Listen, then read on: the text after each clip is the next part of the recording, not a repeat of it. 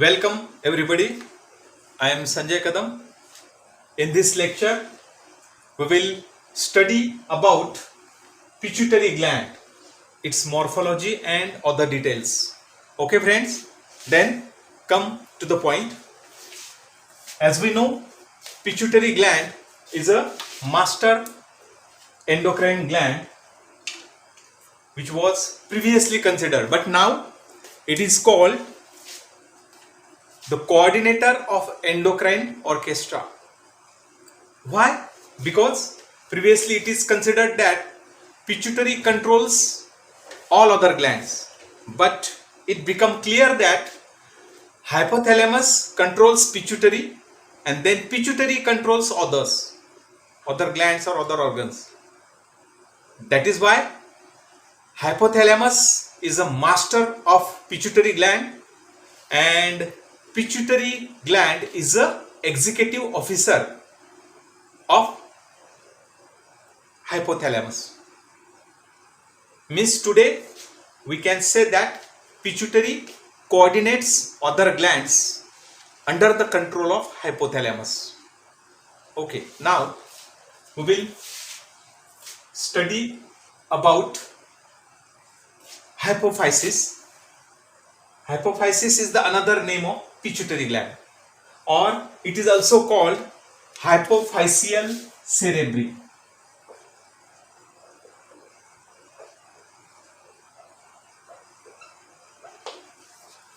There are two other names, hypophysis and hypophyseal cerebri, to pituitary gland. Here we will drawing a figure explaining the details about the pituitary gland.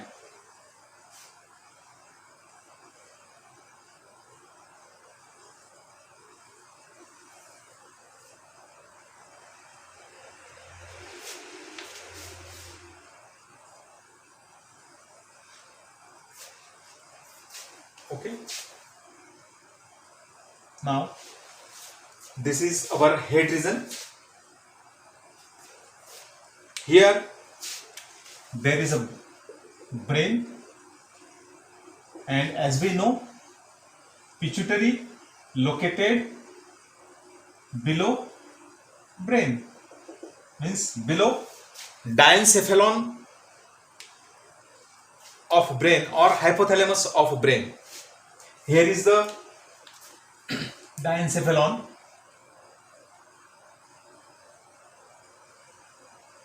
It is somewhat irregular structure, but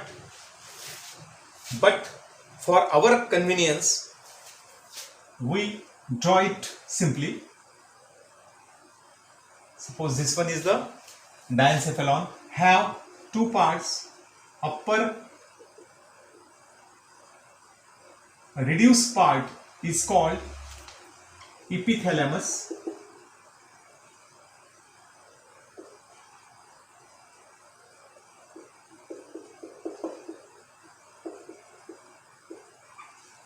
it is called epithalamus, while the lower part somewhat well developed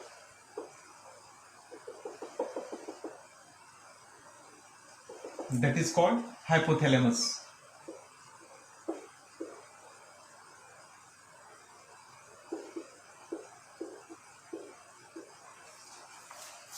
This is the lower part, hypothalamus, and pituitary attached to the hypothalamus from its lower aspect. Pituitary have two lobes, one small lobe and which is located at posterior side, therefore it is called posterior lobe,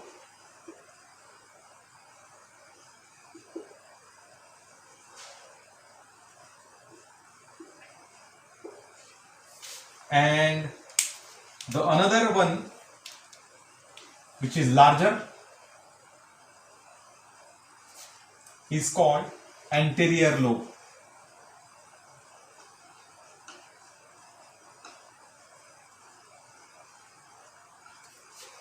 Okay, and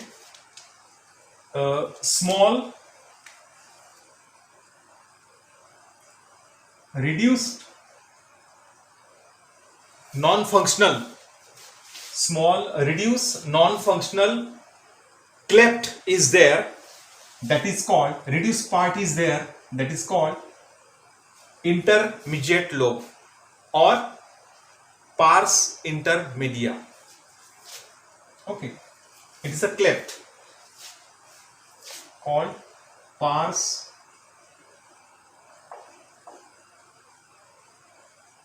intermedia.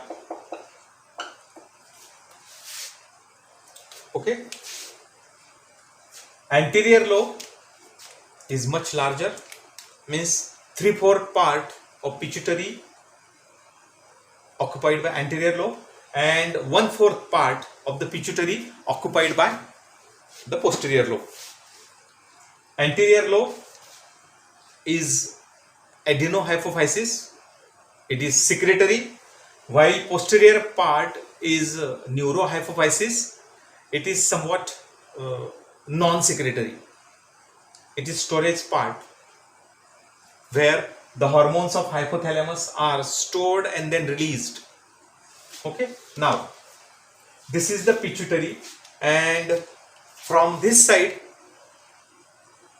a bone, sphenoid bone, passing from our skull head region and dividing two parts of skull. Upper part is cranial portion, forehead and cranial portion, and lower part is a facial bones. Okay, that is the facial part and cranial part.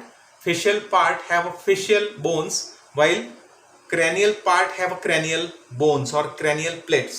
Okay, and there is a sphenoid bone passing through in this way. Suppose this is the head region, here is the sphenoid bone,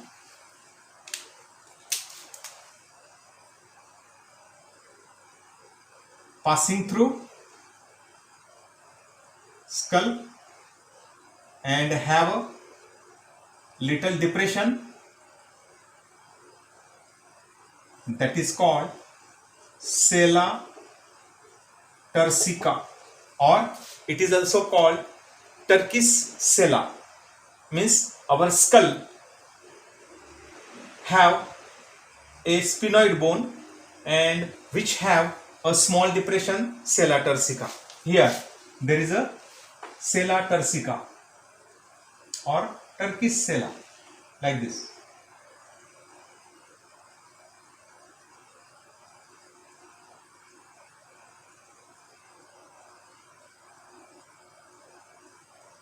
Means half portion of pituitary lodged in the sella turcica and half is above hanging.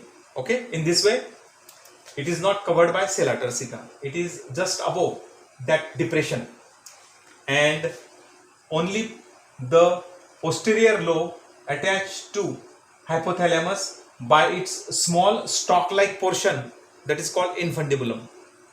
Anterior lobe attaches to posterior lobe and posterior lobe attaches to hypothalamus by this stalk, infundibulum.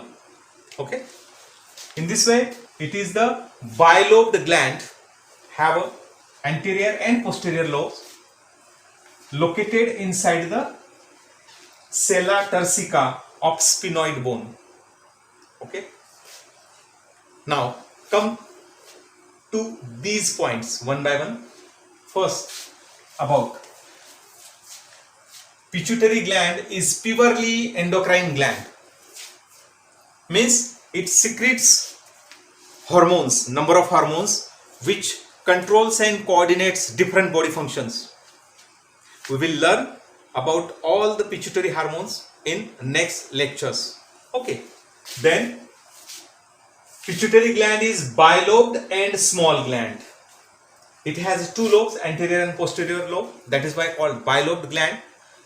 In case of lower vertebrates like reptiles and amphibians, pituitary gland is trilobed, having three lobes. this part which is reduced intermediate lobe is well developed in case of reptiles and amphibians, means in frogs, in lizard, in snakes, etc. Posterior lobe, anterior lobe and intermediate lobe is there. Third lobe is intermediate. In case of birds and mammals, the intermediate lobe reduce very much and only two lobes are there in pituitary, that is anterior and posterior lobe. Okay, in this way it is called bilobe and its size is very small. It is in millimeters, not in centimeters. That is why it is a small gland and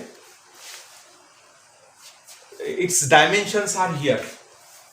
Size, length is approximately 12 to 15 millimeters, not centimeter. Width is near about 9 to 10 millimeter and thickness is near about 5 to 6 millimeters. Okay, in this way it is very small size gland. Then about the shape of the gland, pituitary gland, it is somewhat oval or somewhat pea-like gland, oval in shape. Now about the weight of pituitary gland. Pituitary gland weighs about 0.6 gram, means 600 milligrams, means very small sized gland and less weight having gland located below the hypothalamus. Color. The color of pituitary gland is somewhat a reddish brown or a reddish gray. Okay, then it is bilaterally symmetrical, means both sides, left and right side is near about same or equal. That is why it is bilaterally symmetrical. Then in case of females it is 20% larger in size than the males. Okay, then location. Location, as we learned previously, it is located below hypothalamus. This dotted part is hypothalamus and underneath, means below the hypothalamus, there is a smaller lobe and larger lobe. Posterior lobe and anterior lobe are there. In this way it is located below the hypothalamus and in the depression of sphenoid bone, that is called sella turcica, that is mentioned here, below hypothalamus in depression of sphenoid bone called sella turcica, somewhat like this depression. Okay, then its origin. Pituitary gland is ectodermal in origin, plus along with ectodermal tissue, means this posterior part is purely ectodermal because brain is ectodermal in origin. That is why it is the downgrowth of hypothalamus. Hypothalamus is a part of brain, that is why it is ectodermal in origin, but anterior part not derived from brain or hypothalamus. It comes from here, from the roof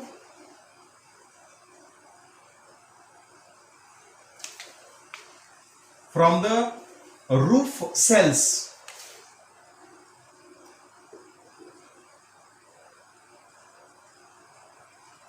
This is the mouth cavity or buccal cavity and this one is the pharynx. Okay, here there are some cells during embryonic condition.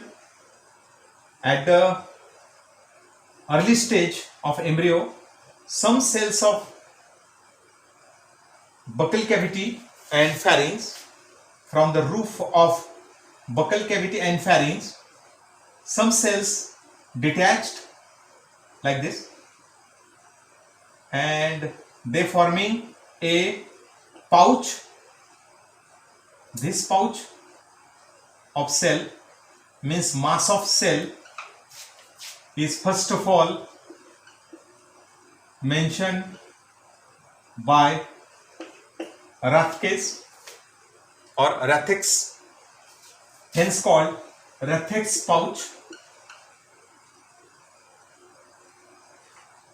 and this mass of or pouch of cell attached to anterior side of posterior lobe and then develops an anterior lobe of pituitary. Means the origin of anterior lobe from Rathke's pouch. Rathke's pouch derived from the roof cells of buccopharyngeal region. That is why it is not exactly confirmed that the cells either coming from buccal or pharynx region. That is why it is difficult to say it is the endodermal or ectodermal in origin. Okay, hence mentioned here as a Rathke's pouch. Ectodermal because posterior lobe is surely ectodermal, while anterior lobe derived from Rathke's pouch or Rathke's pouch. Okay, this mass attached here and then anterior lobe attached to posterior lobe, and then it becomes functional later on during the latter course of embryonic development. Okay friends, then about the last point of pituitary. Pituitary has darker anterior lobe and lighter posterior lobe. Here anterior lobe comparatively much darker,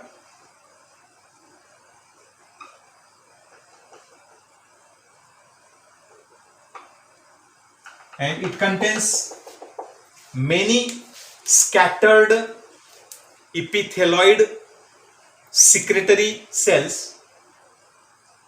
They are separated by a reticular connective tissue along with many blood spaces called blood sinusoids, and blood supply coming from hypothalamus through hypothalamo-hypophyseal portal system. It is unique here. Okay, means the blood vessels of hypothalamus supplying blood to pituitary, anterior lobe of pituitary to pituitary, means pituitary have no special blood supply. In such condition it is called as hypothalamo-hypophyseal portal system. Okay, here we mention pituitary has a darker anterior lobe and somewhat lighter posterior lobe,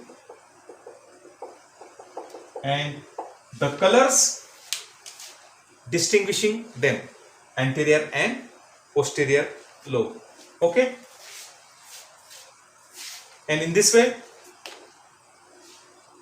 we learn about vital statistics or some morphological features of pituitary gland, means hypophysis or hypophyseal cerebri.